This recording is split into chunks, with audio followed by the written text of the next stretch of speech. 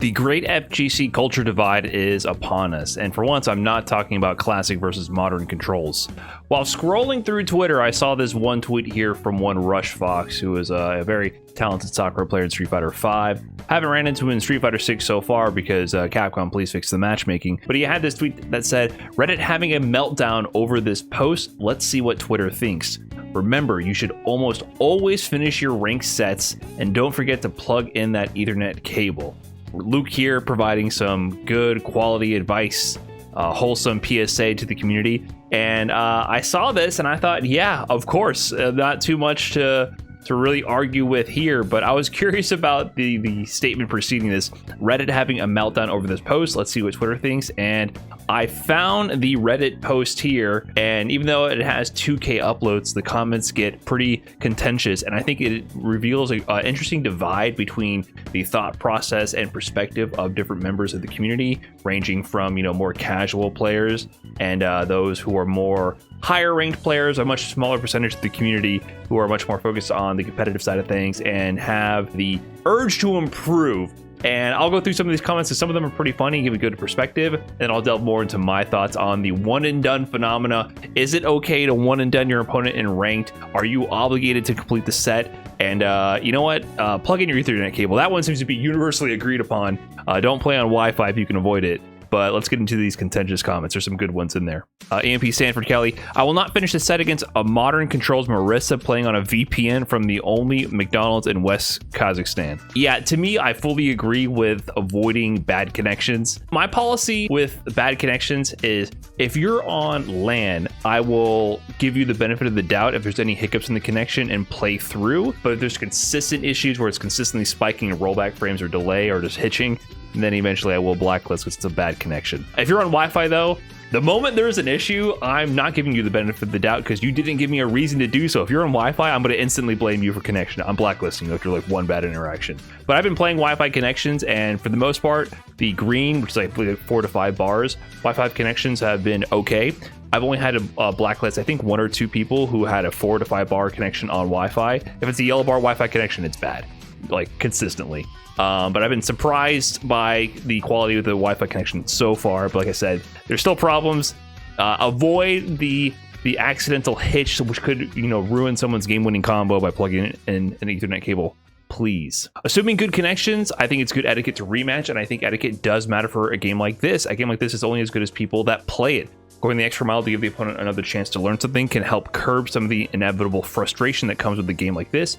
It is not necessary to go the extra mile, but I feel people really do appreciate it. Absolutely. The world of fighting games is very small, made doubly so by the fact that matchmaking literally limits you to a small physical region the size of about 3 square kilometers from wherever your server, your IP address is located. It's actually ridiculous how limited the matchmaking is right now. There's some kind of invisible region locking going on behind the scenes. I am in the state of Texas. I only get matched up with other Texas players and maybe a few people in Louisiana, and I can confirm that because I know who they are. I'm in master rank, so that obviously limits the pool even further. If you're at a lower rank, you're going to have a wider range of people around you in those ranks, or you might not notice it at first, but for sure, you're limited to a small number of people. It doesn't make sense to me to one and done someone in matchmaking when you're just going to get queued up with them 5 minutes later, right? It just seems a little silly at that point. You're just adding queue times in between. You love loading screens more than playing the game at that point. So you also need to be polite and have good etiquette with people in these games because it's a small world. It's not as anonymous as you might think, right? You're going to be running to the same people over and over. They're going to know who you are. They're going to identify you, attach some kind of persona in their head to your avatar, your character, and your name. So I don't know. I think that's something to keep in mind. That said, I don't only think too badly of people who leave it for one match. As someone wise once said, maybe the other person just needs to take a shit. The people I tend to assume the worst in are the ones that you beat in the first match, then they beat you in the second match, and then run away. I assume these people are cowards. That's because they probably are. There is a class of player who 100% does this to avoid getting downloaded to protect their points. Now, you notice this at like the higher tiers of ranks. They're usually like just on the verge of making the master rank, or maybe in Street Fighter V, it was like they're just on the verge of diamond rank. It's very common at that level. They're desperate to preserve their points, and they are trying to preserve a rank more so than they're trying to learn. And I think that's whack. I think that's very whack, especially once you reach the final tier of ranks. You've already graduated to a competitive player, in my view. At that point, it's good etiquette, I think, to rematch. That's my personal opinion. Obviously, there's exceptions. I think when you're at a lower rank, listen, people are just hopping on. They're honestly not really necessarily trying to grow every match. They're just trying to have fun, do something cool in ranked. I get it. It's not as serious to those players. But I feel like if you hit like master rank, it's serious enough, dude. It just feels scummy. It just feels, I don't know, what can I say? I feel like at that point you should run it back, but obviously what I feel is not what you need to do. You can do whatever you so please. It's a very contentious topic. Trust me, I've had strong feelings about this topic in the past, and it's got me in some hot water before. Heroic Tanuki says, I have a 9-month-old baby. She cries in the round. I ruin my concentration, yada, yada. Yeah, we know. Listen, obviously there's exceptions. I think people are reasonable. They get it. We don't need to have everyone submit their own unique exceptions, right? I think that these Reddit threads can devolve into that. There's obviously reasons why people have to leave. I think summing it up with saying the other person needed to take a shit, I think that includes a crying 9-month-old baby. That includes, someone ringing the doorbell. Your dog's girlfriend's mother visited. It's all under that same umbrella. We get it. So life happens. It happens. I'm assuming this is more important in the higher ranks, but for a casual player like me, I don't care, and calling someone a coward for not wanting to play another round of a video game matchup is just silly. I agree for lower ranks where people don't care as much, but I think that's the truth. I think if you're at a high rank, it's super common. I'm telling you, there's a class of player who legitimately, they're bullies. They want to beat up on weaker players, and they want to avoid players their size or larger because they're threats to their ego. They're threats to artificially inflating your points, and for some reason the rank system allows you to deny a run back in a set, because if you win this, if you go 1-1, you cut your losses. If you go 2-1 in a set and win, you gain points, but if you go 2-1 in a set and lose that set, you lose points, right? So you have a chance to get one random win or sneak away with the win before you get figured out and run with the points. It's easier to protect your points. It does exist. I'm just saying, I get that it's not that serious, but if I run into you in ranked every other match and I beat you in the first game and you dip, you win, or the next time we run into each other, you beat me the first game and you rematch, then I beat you the second game and you dip, you look silly because I'm going to run into you again in 10 minutes. Me, a complete newbie, fought a Plat Chun-Li in Battle Hub. She rematched me 10 times before I had to leave. I got absolutely curb stomped, yet she still immediately opted for a rematch. I stole like 2 wins off her, but shit still felt amazing. This is another aspect of it, right? If you are the stronger player, leaving before the opponent has a chance to try to figure out what's going on also robs them of the opportunity to learn and grow. I think what Unforgiven Blade here is experiencing is growth.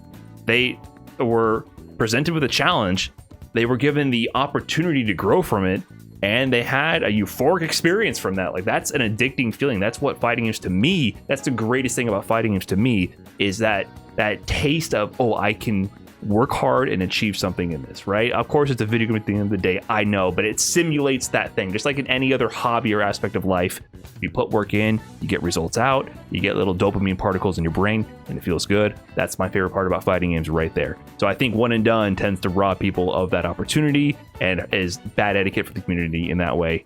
In most instances, right? Let's see what other people have to say. I wish I could be on Ethernet. I've DC'd a couple times, and A, feel bad, and B, got a few unsavory messages. Yeah, I mean, do your best. My policy with Wi-Fi, like I said, is I'll play it. If there's any hiccups, then I'll blacklist. I get that not everybody's in a situation where they can use Wi-Fi, especially for casual players at lower ranks who aren't competing seriously. I get it. It's going to be the most common thing. Unfortunately, Street Fighter 6 netcode is good enough so that it doesn't instantly brick the game like it did with Street Fighter 5 for the most part. Street Fighter 5 worked okay with Ethernet and worked terribly with Wi-Fi, and I think that was a huge reason why people hated the netcode so much. But yeah, do your best to play on Ethernet, please. You want to do a one and done, you paid for the game, play it as you like. Ethernet cable though, yeah, I can't really argue with that one. It seems pretty commonly agreed upon that at least you should not be in Wi-Fi, which I'm happy to see that change, because trust me, there's a lot of people who get very defensive about using Wi-Fi. I'm about to beg for downvotes, but I don't care. The 2 and done does have a sweetness to it that makes it intoxicating. They win the first match, you win the second. Oops, gotta go, I have a thing. Posts on Reddits have me believing the opponent is definitely raging too hard on their end over that. Modern Kents in particular tempted me with that super hard. I get it too, trust me. I know the temptation is there. I believe it. When I play someone who has a frustrating play style, and then the next game I smoke them, yeah, I understand how sweet it feels. It's the forbidden fruit, really.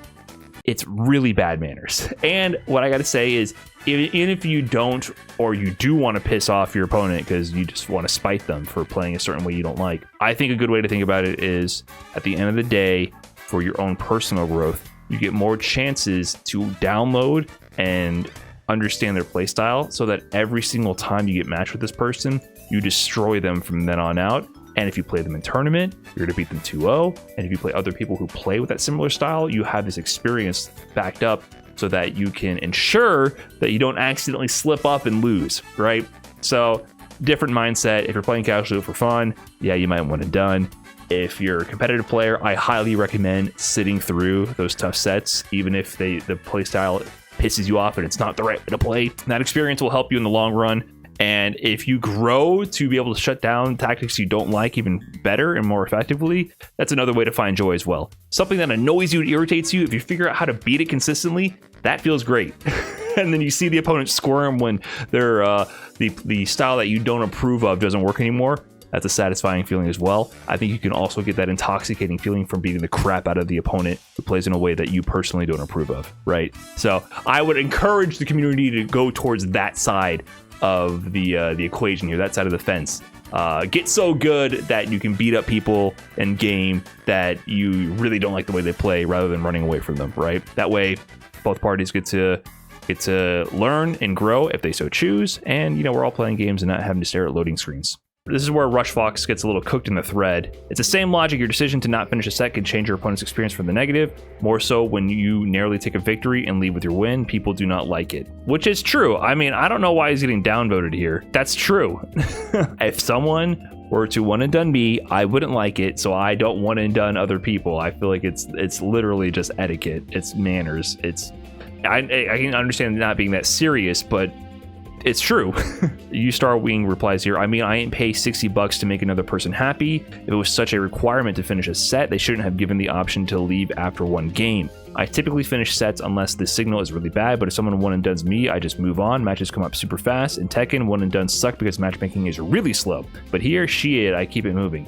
It's fast for now, but what about in a couple years when, it's no longer month one, or maybe you're at a higher rank and there's less people in that matchmaking region, and there's other games that are releasing and people have moved on. Do you want people to one and done you there and send you to longer queue times? You're taking advantage of the fact that there's a high game population right now, and because there's so many fish in the sea, you can afford to do these kind of things. I think a lot of fighting game players, especially the competitive ones, are used to being in a very small, tight-knit community where if I one and done someone in ranked, I probably have played that person in tournament, seen them in person. I know who they're real people. The community's small enough where every CFN name is tied to a person, and I know something about them. I know they play this character, they have this style, they're from this region. I played them in this tournament, online or offline. I agree that you don't need to make other people happy, but I think this perspective for the higher competitive players is a much smaller pool of players that we play against, and we personally know them. I know Rush Fox. I played him in tournaments. I've seen him in Twitch chats. He's part of the community. I think this is the big difference between the Reddit side of things and the Twitter side of things.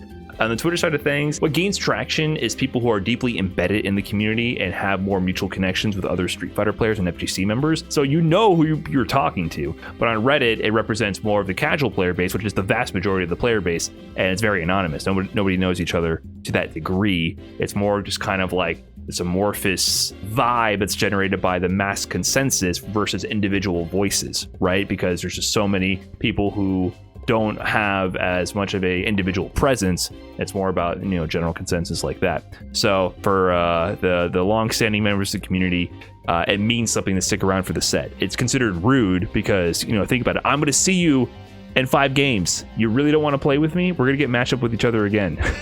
It just seems silly at that point. But one point here, they shouldn't have given an option to leave after one game. I thoroughly believe that the option to leave after one game is a mistake that the rank system makes. The rank system is very poor in Street Fighter and has always been very poor because it just encourages this point farming system where you can dodge players and then focus on farming weaker players to inflate your rank. In tournaments, you win the set. It doesn't matter if you win by a pixel or you win by a quadruple perfect, right? It's about winning the set. It's about the victory over the opponent over a longer period of time, 2 games versus 1. So I think you should be required in rank to play a set and then have the option to do no contest if the connection is bad, like they introduced in Street Fighter 6. I think that's great. So I do fault Capcom for that. I think that's a blow to the culture but which I would like to foster, of, you know, encouraging people to play longer sets and learn and grow.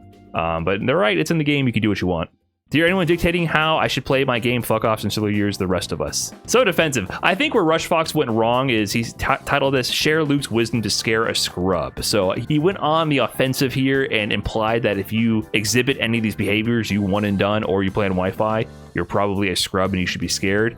I think that's where he went wrong. And, you know, listen, I've made those kind of mistakes all the time. I get it. You can't just show up and say, hey, the way you're living is wrong, you know, on someone's doorstep. They're just going to instantly go on the defensive. You can suggest a different way of being, say, hey, and you know, in this community, we prefer to do this because XYZ, it's seen as, you know, good manners and building camaraderie if you exhibit these behaviors, versus the opposite is more antisocial, right? So bad way to to approach this on Reddit for sure. Reminder that rematching is optional for a reason. Sometimes real life gets in the way of rematching. Other times someone can just be so tilted that going back in isn't going to do them any good. Whatever the case, no one owes you the rematch. If someone decides to leave after one match, let's move on to the next. Sure. Yeah, fair enough. But I also don't think you should be playing ranked if you're getting tilted and can't finish a game. Because if you're playing ranked, you're just gonna get matched up with me again in 5 minutes. So that's the only part where I'm like, hey, let's be real here. You're tilted by the game. You can try lapping something to improve, but once again, it's a casual perspective. Another way to look at this is I do like that they offer the option to leave a set, because maybe requiring a first to two in ranked would scare more people away from ranked. Maybe it might be a bit too much for more casual players. I would like that they had a different tier or different mode for ranked, for like a super hardcore ranked mode. Like maybe once you unlock master rank, then you're locked into 2 out of 3 sets. I think that would be amazing, rather than having the same system for all ranks. Because yes, I don't want people who are playing for fun to feel super burdened by all the pressure to get good. People should have fun with the game, and then the few who then get really inspired to go to the next level can have the freedom to do so. I don't want to scare people off from playing and having fun, of course. But yeah, I do wish there was a more serious ranked mode for those who take it more seriously, right? That way all parties are happy. It's almost like hearing those guys who used to complain about throws being cheap and that letting people throw you back, or at least not going for Oki, was good etiquette back in the arcade days. This is where I totally disagree. I know what they're hearkening back to. They're talking about the days where if you're in an arcade, it was bad manners to throw somebody, because then it wasn't playing by the house rules of the arcade and people would get into fights like you're playing the game wrong. I see the parallels you're drawing. Hey, it's wrong to not run it back. You're playing the game wrong. Hey, don't use these techniques in the game. You're playing the game wrong. But that's not the mentality that Rush Fox is presenting, or the don't one and done mentality is presenting. It's saying, hey, don't be scared to be challenged. Don't be scared to play longer so that we both can learn. At no point are they dictating what to do in the game itself. They're saying, hey, you should play the game. If your idea of playing the game is going back to a loading screen to wait to play different opponents and potentially play the same opponent, then leave and then go back to the loading screen to play the same opponent, then your idea of playing the game is to wait around not playing the game.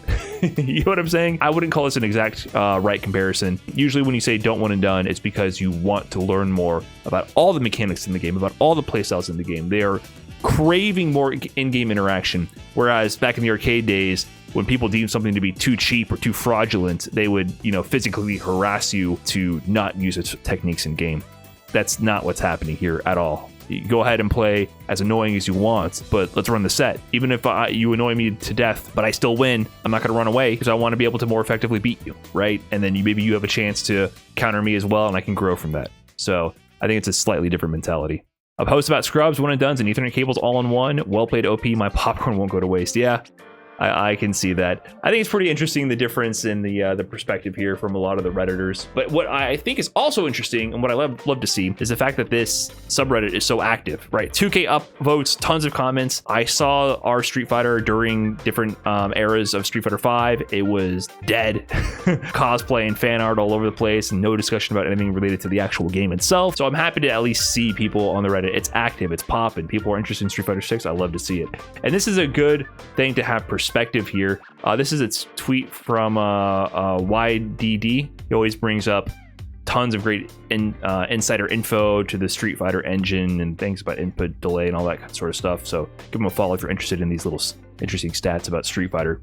But here's the breakdown of the ranked distribution in both Street Fighter 5 and Street Fighter 6.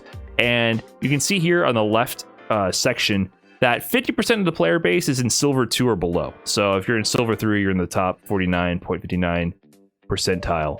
And then master rank, which I believe Rush Fox is master rank and I'm master rank, is top 0.87%. So you can tell that the vast majority of people who are going to be discussing their opinion on one and done are going to be in lower ranks. It's just how it is, right? And you can see posts on Reddit all the time about, oh, I finally made it to iron, finally made it to bronze, right? Vast majority of the players are more casual players, newer fighting game players, and tend to be in lower ranks, and they have a much different experience than the people in the top 0.87% of ranked, right? I feel like master rank is actually too lenient, to be honest. I think they need to have more ranks in a different system for those who are taking things extra serious and being extra sweaty like myself. So I do absolutely agree with Rush Fox in that you should not one and done. I think it is good etiquette, but I can understand the difference in how people perceive that. In these lower ranks, you probably don't run into the same people as often. You play people, you don't even know who they are, you move on to the next, you play how you want. As long as you are at least playing the game, I'm happy. But I think for those people, as you progress through the ranks, the world gets a lot smaller. And then, you know, those people that used to haha one and done, you know, you're going to end up seeing them in the next 5 minutes in the matchmaking queue.